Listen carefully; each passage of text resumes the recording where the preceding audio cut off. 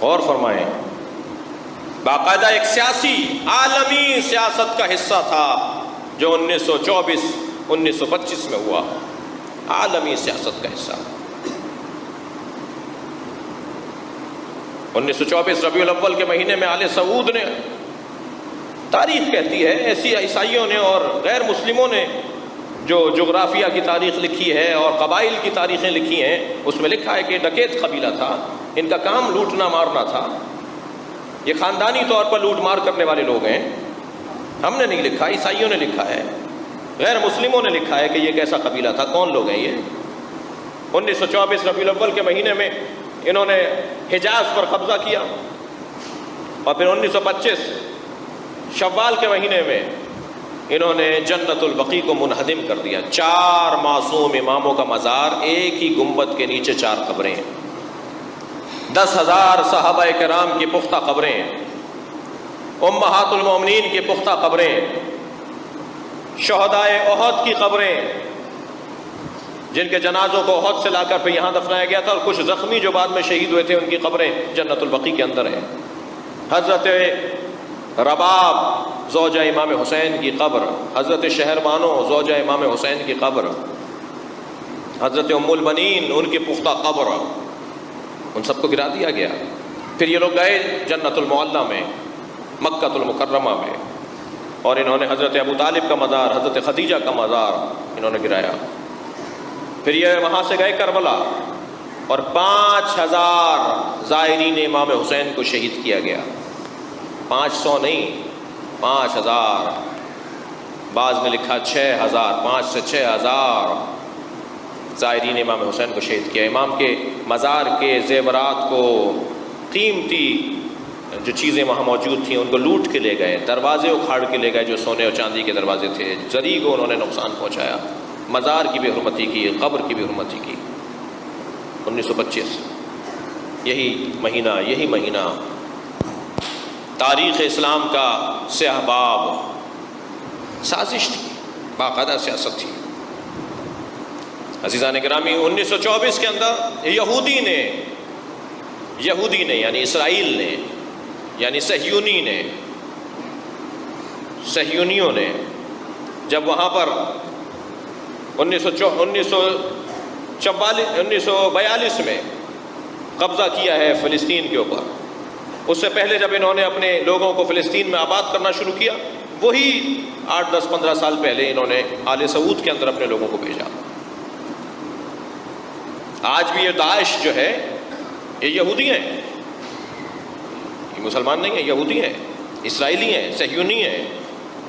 بہت سارے ثبوت ہیں اس وقت، بہت ساری دلائل ہیں کہ یہ لمبی داڑیاں رکھنے اور اس حلیے کو اپنا کر، یہیں گجرانوالہ کے اندر 6 سال تک ایک یہودی نماز پڑھاتا رہا ایک مسجد میں، مفتی تھا، بہت بڑا مفتی بن کر رہا، بڑی لمبی داڑھی، اور صاحب کہاں سے آیا ہے؟ صاحب لبنان سے آیا ہے، کیا کرنے آیا ہے؟ یا تبلیغ کرنے آیا ہے، پیسے کی کمی نہیں ہے، شکل صورت کے اچھے ہیں، ہمارے لوگوں کو اور فقیروں کو کیا چاہیے۔ معلوم ہوا کہ 6 سال تک یہاں ایک مسجد میں نماز پڑھاتا رہا، یہاں سے وہاں واپس جانے کے بعد جو اس نے وہاں لکھا یا بولا، اس سے معلوم ہوا کہ یہ کون تھا۔ باقاعدہ لوگ ان کے جو مارے جا رہے ہیں، پکڑے جا رہے ہیں، تو اس میں ثابت ہو رہا ہے کہ مسلمان نہیں ہے۔ باقاعدہ مسلمانوں کے حلیے میں آ کر یہ مزارات گرانا، مزارات مسمار کرنا، منہدم کرنا، اور اس کے ذریعے سے فساد پھیلانا، اس کے ذریعے سے مسلمانوں میں اختلاف اور لڑائیاں کروانا۔ جو یہودی اپنی مذہبی مقدس فقہی کتابوں میں یہ مسئلے لکھتے ہوں، ان کی مقدس فقہی کتابوں میں مسئلہ یہ لکھا ہوا ہے کہ ایک کتے کو مارنا گناہ ہے، مگر ایک مسلمان کو مارنے کا کوئی گناہ نہیں ہے۔ لکھا ہے کہ اگر ایک تالاب سے کتا پانی پی لے تو وہ تالاب نجس نہیں ہوگا، لیکن اگر ایک مسلمان پانی پی لے تو وہ پورا تالاب نجس ہو جائے گا۔ جی، وہ ظاہر ہے کہ اگر بھیس بدل کے، مسلمانوں کا بھیس بدل کے گلے کاٹ رہے ہوں تو کیا تعجب کی بات ہے؟ گلے کاٹنا تو ان کے لیے، ان کے مقصد میں ہے، ان کے ہدف میں ہے۔ اور ہم مسلمان تو پہلے بہت پرانے سادے لوگ ہیں، کوئی اللہ اکبر کہتا ہے تو لگتا ہے یہ ہمارا ہے، وہ اللہ اکبر کہہ کے گلا کاٹتے ہیں، ہم سمجھتے ہیں یہ مسلمان ہے۔ باقاعدہ ایک سازش ہے، عالمی سیاست ہے، عالمی سازش ہے، جس کے تحت تقریباً 80 سال پہلے جو کچھ ہوا اور دوبارہ سے اس ہمارے دور کے اندر وہی کچھ شروع ہوا ہے۔ مزارات گرانے کا سلسلہ، گزشتہ سالوں میں کتنے نبیوں کے مزارات انہوں نے گرائے۔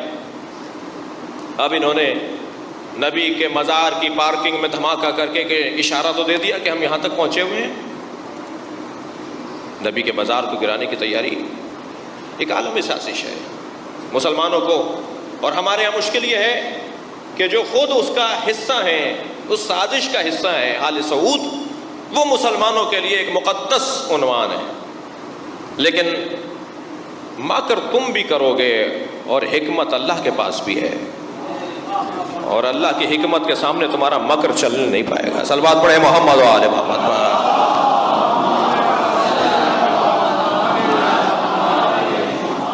لہذا آپ دیکھ رہے ہیں کہ آل سعود کا جو اصلی چہرہ ہے وہ سامنے آنا شروع ہو گیا ہے، جو اب سے کچھ سال پہلے تک، کچھ مہینوں اور کچھ ایک چند سال پہلے تک جو ان کے بارے میں تصورات ہیں اب نہیں ہے۔ یمن پر خود حملہ کیا اور خامخواہ کے بیانات کے یمنی مکے پر قبضہ کریں گے، اس بنیاد پہ پوری دنیا میں ریلیاں نکلوا دیں۔ اب مدینہ منورہ میں دھماکہ ہوا تو پاکستان میں ریلیاں کیوں نہیں نکلی؟ میں آپ سے سوال کر رہا ہوں۔ ابھی مدینہ منورہ میں دھماکہ ہوا تو پاکستان کے مذہبی رہنما کہاں گئے؟ کیوں ریلیاں نہیں نکالی؟ اس لیے کہ انہیں پتہ ہے کہ عوام باشعور ہو گئی ہے، یہ خود کروا رہے ہیں ایسا، یہ اس کا حصہ ہیں۔ جنہوں نے جنت البقیع کو منہدم کیا وہ نبی کا روزہ بھی گرانا چاہتے ہیں، اب خود گرائیں گے تو ریلیاں نکلیں گی۔ دھماکہ کروا دو داعش کے ذریعے سے تو کوئی ریلی نہیں نکلے گی، کوئی احتجاج نہیں ہوگا، اس کا خود حصہ ہیں۔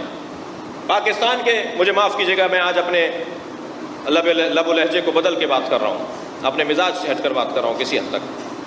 پاکستان کے مختلف نجی ٹی وی چینلز کے اوپر ایک مفتی، ایک مولوی صاحب، ایک حافظ صاحب بٹھائے جاتے ہیں جو مسلسل کہہ رہے ہیں کہ یہ دھماکے اور یہ بدامنی جو ہے وہ داعش کر رہی ہے اور حزب اللہ کر رہی ہے۔ بار بار حزب اللہ کا نام داعش کے ساتھ لے رہے ہیں، وہ بارہا کہہ چکے ہیں۔ ابھی پچھلے دنوں بھی جب یہ مدینہ کے اوپر دھماکہ ہوا تو انہوں نے ایک ٹی وی چینل پہ کہا کہ داعش کروا رہی ہے اور حزب اللہ کروا رہی ہے۔ مجھ سے ایک صاحب آئے، کہنے لگے جواب دیجئے، بتائیے، کہیے۔ میں نے کہا صاحب ہمیں اتفاق نہیں ہوا ان کے ساتھ اس موضوع پہ بات کرنے کا، اتفاق ہوگا تو پھر بات ہوگی کہ کیا جواب دیا جائے گا، لیکن وہ صحیح کہہ رہے ہیں۔ میں نے اپنے ایک دوست سے کہا وہ صحیح کہہ رہے ہیں، میری بات پوری سن کے جائیے گا، آدھی بات سن کے نہیں جائیے گا۔ کہہ رہے ہیں کہ ہاں حزب اللہ کروا رہی ہے۔ میں نے کہا ہاں وہ جو صاحب بول رہے ہیں نا کہ حزب اللہ اور داعش یہ کام کر رہے ہیں، وہ صحیح کہہ رہے ہیں۔ وہ کیوں صحیح کہہ رہے ہیں؟ اس لیے کہ حزب اللہ مار رہی ہے یہودیوں کو اور داعش ہے یہودی، تو واقعاً حزب اللہ اور یہودیوں کی لڑائی ہے، حزب اللہ اور یہودیوں کی لڑائی ہے۔ باقاعدہ ایک عالمی یہودیزم اور خاص طور پر صہیونیزم، ہر یہودی صہیونی نہیں ہے، ہر یہودی صہیونی نہیں ہے، ذہن میں رہے میرے بچوں کے، جوانوں کے۔ صہیونیزم جو ہے، جو اپنے علاوہ سب کو نجس العین جانتے ہیں، جو اپنے علاوہ سب کے خاتمے کے قائل ہیں، جو اپنے علاوہ سب کو واجب القتل اور محدور الدم جانتے ہیں، وہ صہیونی، جو پوری زمین پہ آدھی زمین کو کہتے ہیں یہ ہماری ہے، پورا عراق وہ چاہتے ہیں لینا، پورا ایران تقریباً شوش تک وہ چاہتے ہیں لینا، اسرائیل بنے گا، پورا عراق اسرائیل بنانا چاہتے ہیں۔ شوش ایران کا جو علاقہ ہے، حضرت دانیال کا وہاں مزار ہے، وہاں تک وہ صہیونی حکومت بنانا چاہتے ہیں، وہاں اسرائیل کو پہنچانا چاہتے ہیں، اسرائیلی حکومت بنانا چاہتے ہیں۔ یہ صہیونی، یہ یہودی۔ عزیزان گرامی، 1924 میں بھی جن لوگوں نے کیا وہ یہی کچھ ہیں۔